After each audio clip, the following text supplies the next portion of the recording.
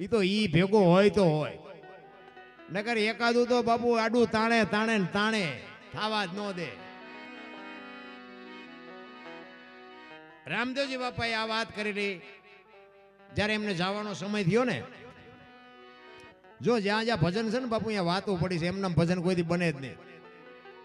અને અમારા તો ગુરુ મહારાજ બાપુ સમર્થ હતા, કારણ કે હું દરબાર, એ અમારા ગુરુ મહારાજ તો સાધુ હતા પણ દરબાર ના દરબાર બાપુ. આમ એના સામે આમ લાંબો લાંબો પગ કરીને બેહાય નહીં, ધોકો નાખે સીધો. એમ દરબાર હોય તો તારા ઘરનો હોય, મારી પાસે તો કાયદેસર જ બેહવાનું એમ. અને એવા ગુરુ જ કંઈક આપે, પસાઈ નોટ સામું તાકી રહ્યા કે ચાર પસાઈ નોટ આપે, એ ગુરુ શું તમને આપે? પૈસાની બાપુ પ્રેમ હોય એ તમને કઈ ન આપી શકે. એ આપણને ગાડું દેવો જોઈએ તારા પૈસા રાખ તારી પાસે. એવા સમર્થ સદગુરુ હોય તો જ બાપુ મેળ પડે, બાકી કોઈ બધા પંપાળે જ છે. ગુરુને દેવું નથી કાંઈ, ચેલાને કાંઈ લેવું નથી. વાડા બનાવ્યા નકરા, આવ્યા નથી ગાળિયા નાખ્યા નથી, આવ્યા નથી ગાળિયા નાખ્યા નથી. અરે બાપુ અધોગતિમાં જાય, ચેલાએ અધોગતિમાં જાય ને ગુરુ અધોગતિમાં જાય. આપણે 2 દીકરા હોય 3 દીકરા હોય તો બાપુ એની ચિંતા આપણને ન હોય. આને ભણાવી, આનો ધંધો સેટ કરી દે, આને રહેવાનું મકાન કરી દે, આના લગ્ન કરી દે, આપણને ચિંતા ન હોય. તો ગુરુને ન ચિંતા હોય કે આને આપણે એનું ઘર દેખાડવી, એની ચિંતા ન હોવી જોઈએ. નકરા 100 રૂપિયા 2 રૂપિયા લેવા હાટું જ બનાવવાના. હું તો બાપુ કેટલાય ને કહું છું, માપે માપે બનાવજો, ને મરશો તમે. તે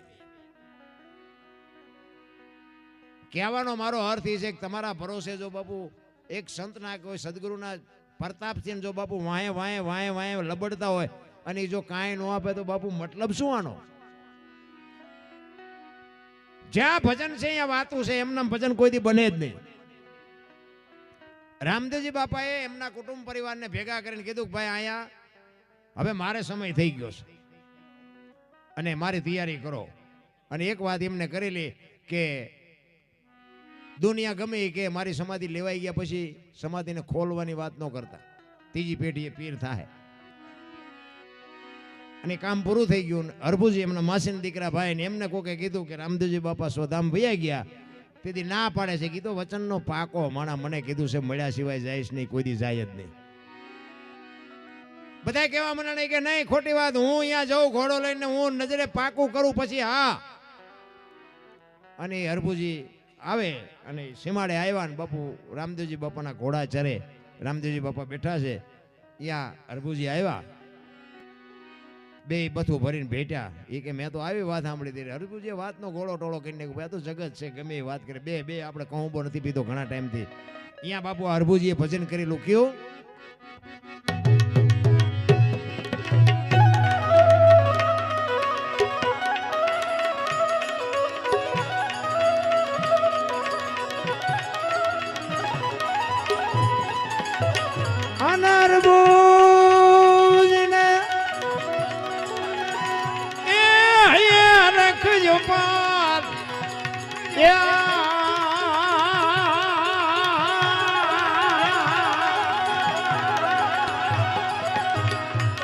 ઘોડલાને તરંતાને આદિઠ્યા એ રામ પીર ના રે.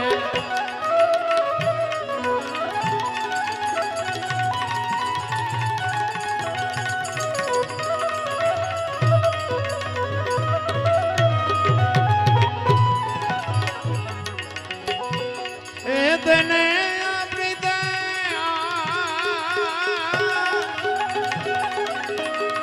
આ ભાઈઓ એ પરતમ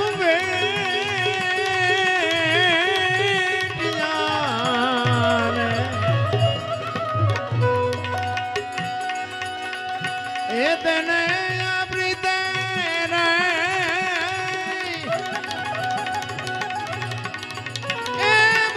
दोनों ए बे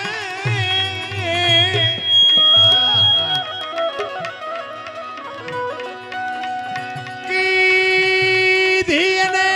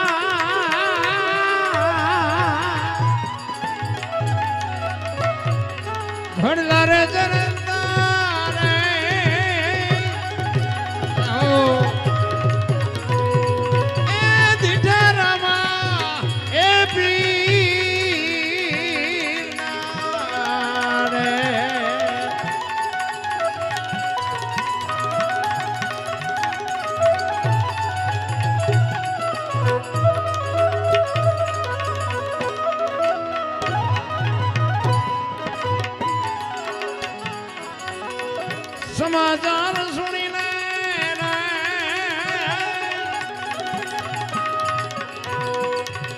એ માનવ મેળો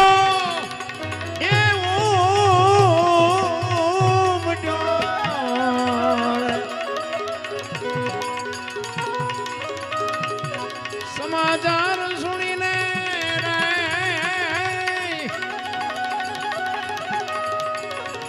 એ માનવ મેળો એવો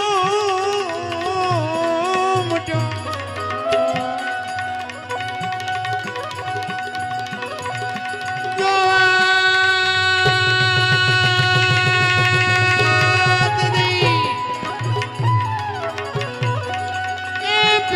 તણા દીદાર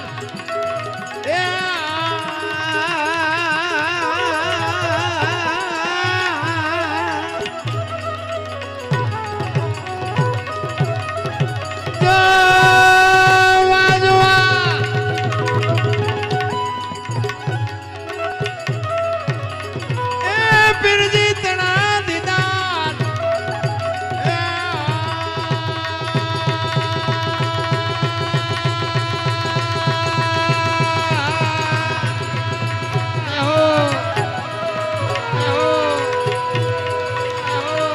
ખોલનારે જનતારે એ દીઠરામાં એ પીના એ પીના એ પી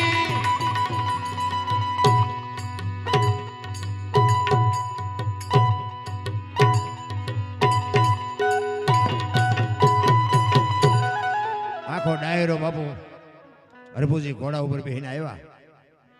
આખો ડાયરો ચોરે બેઠો છે શોકરસ બગાડ ધાટ કરતો ઘોડો આવતો તો બજાર વચ્ચે આખો ડાયરો જોઈ રહ્યો. ભાઈ જો ભાઈ વિયોગીઓના ઘોડા ઉપર બેહીને આવ્યા અને શરમ નહીં આવતી. અહીંયા આવી અને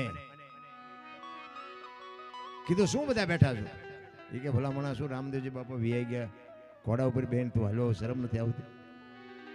હરભુજી દાંત મીડિયા કાઢવા કે રામદેવજી બાપા મને અટાણે સીમાડે ભેગા થયા તો કે આખું ગામ ખોટું તું હાચો. એ રતન કટોરો અમલની ડાબલી વીર ગેડીઓ ને બધું જે કાંઈ સમાધિમાં હતું ને એ બધું રામદેવજી બાપાએ આપેલું કે મને અત્યારે રામદેવજી બાપાએ આપ્યું. અને બધાને શંકા થઈ ભાઈ. અને સમાધિએ બાપુ ગયા ખોલવાની તૈયારી કરીને આકાશવાણી થઈ કે મેં તમને શું કીધું હતું? હું કે સૌરાષ્ટ્રમાં જઉં છું. આજ બાપુ આપણું એવું એક ગામ નહીં હોય જ્યાં રામદેવજી બાપાની મૂર્તિ ન હોય કે રામદેવજી બાપાનું મંડળ ન હોય કે રામદેવજી બાપાનો નેજો ન ફરકતો હોય. એક ગામ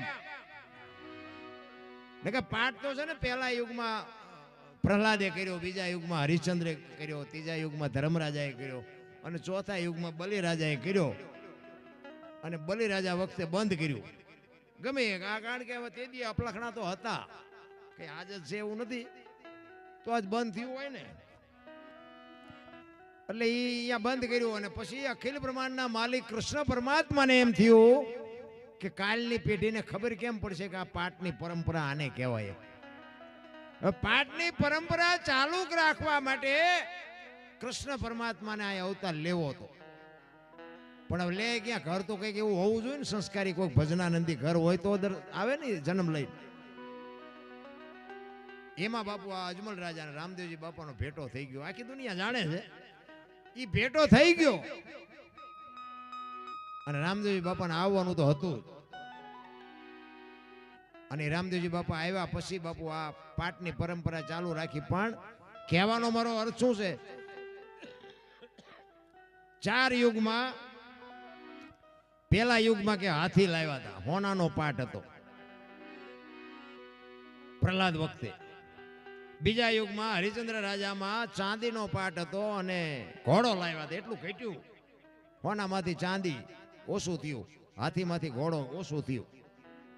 ત્રીજા યુગમાં ધર્મરાજામાં ત્રાંબાનો પાઠ કર્યો અને ગાય, કૌલી ગાય લાવ્યા. ઈથી